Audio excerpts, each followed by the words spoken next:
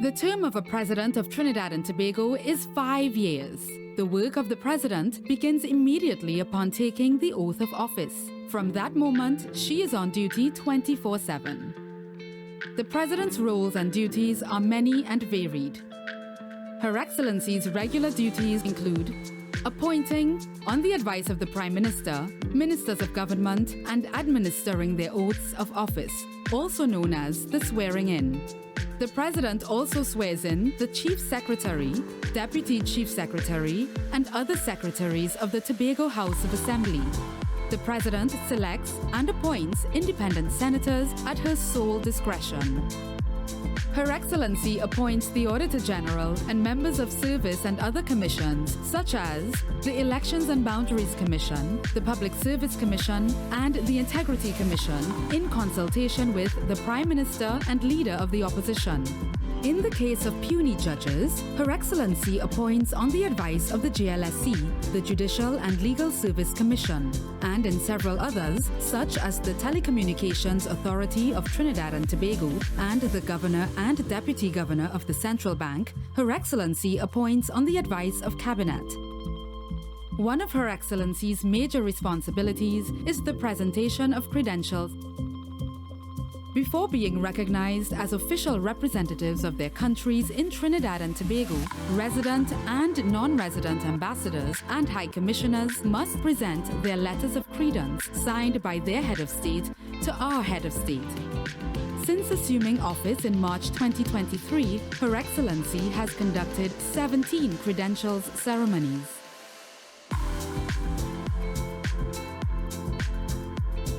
As you can imagine, Her Excellency has routine paperwork to accomplish, letters from organizations and individuals to answer, a plethora of proclamations, bills to assent to, as this is how they become law, and other legal documents requiring her signature. Her Excellency's days are also filled with meetings with people and organizations who have written seeking an audience with the President, or with organizations of which she is patron who wish to update her on their activities. There are also some important annual functions which Her Excellency is duty-bound either to attend or, as head of state, host. As Commander-in-Chief, Her Excellency attends and inspects the military and paramilitary troops at the Independence Day Parade hosted by the Ministry of National Security each year. The President's Commander-in-Chief duties also include approving the promotions of all commissioned officers of the Defense Force, attending the annual Chief of Defense Staff Parade, as well as the annual bestowing of exemplary service medals to qualifying members of the Trinidad and Tobago Defense Force.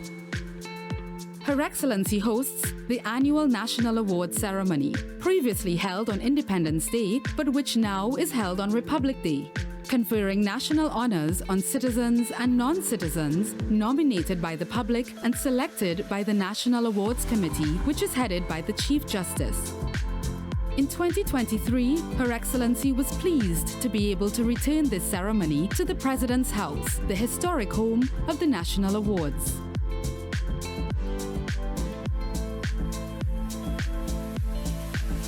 As head of state, Her Excellency continues the tradition of hosting the annual Heads of Missions dinner for the Diplomatic Corps, a formal dinner to which all resident and non-resident heads of missions are invited.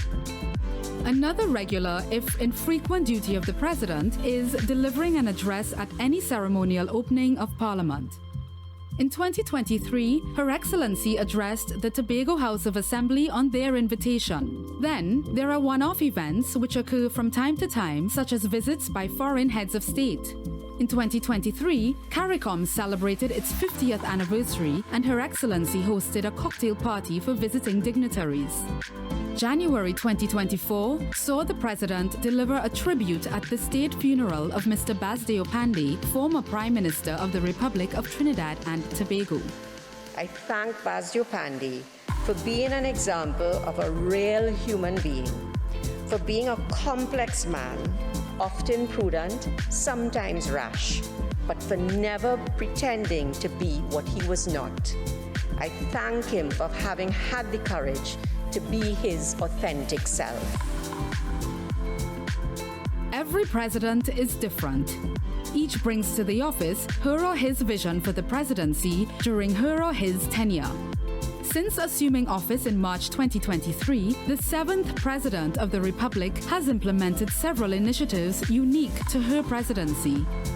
During her inauguration address, Her Excellency spoke about heightening the awareness of the role of the President among school-aged children.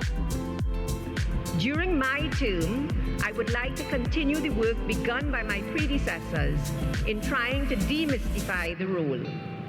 I think that a good place to start is at the level of our primary school children, many of whom are here today. To this end, President Kangaloo, accompanied by First Gentleman Kerwin Garcia SC, has embarked on a series of school tours, speaking one-on-one with students in Matlot, Grand Riviere, Presal, Carapichaima and Freeport.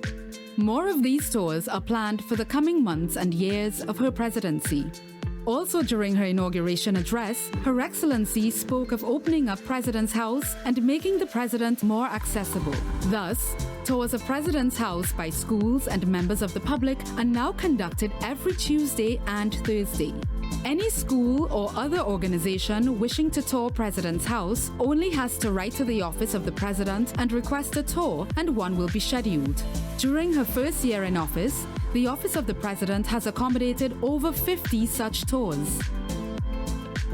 President Kangaloo has also introduced Story Time with the President, a monthly reading session when students of primary schools from across the country are invited to President's House to read stories for the President, then discuss what they've read with her.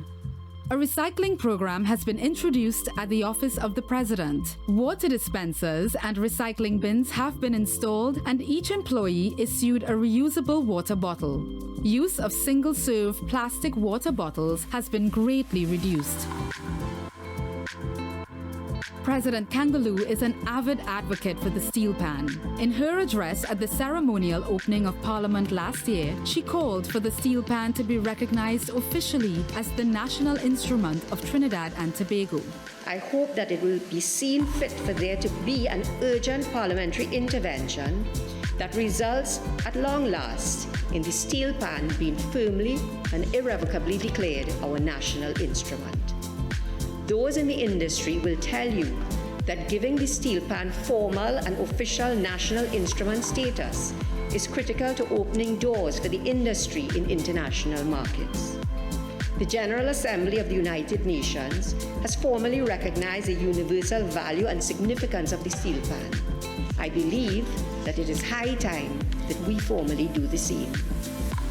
She has also included the instrument in the playing of the fanfare, which heralds her arrival at events.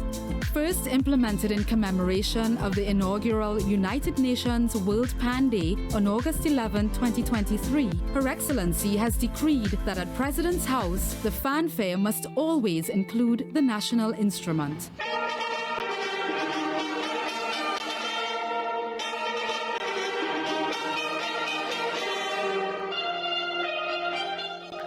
Also upon her instruction, arrangements are being made to record a steel pan-only rendition of the fanfare.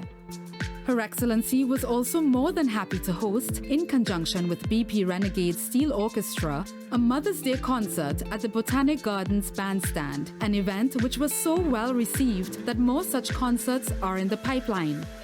Her program to guide youth toward more positive pursuits using the Panyard model is in the works and will be revealed soon.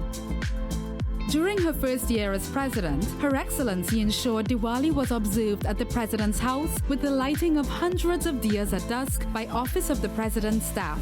And for her very first Christmas as president, their Excellencies hosted a children's Christmas party on the grounds of President's House. Children from primary schools in the area, as well as children of the Autism Support Network, the Cascade School for the Deaf, the Down Syndrome Family Network, the Immortel Children's Center for Special Education, and the Wharton Patrick Special School enjoyed a fun-filled day with their Excellencies and OTP staff.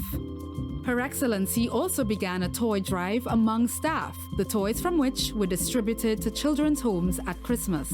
During Christmas week, their Excellencies treated the residents of the All Saints Gordon Home to a Christmas luncheon.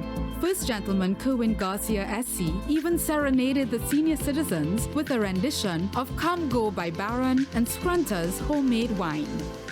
I hope that he knows that as his reward, I will be leaning on him heavily for help with my advocacy for the various initiatives I have outlined in this address, particularly in promoting the office of President as a cradle of intellectual, cultural, and artistic exploration among the youth, an initiative in which I know he is deeply interested.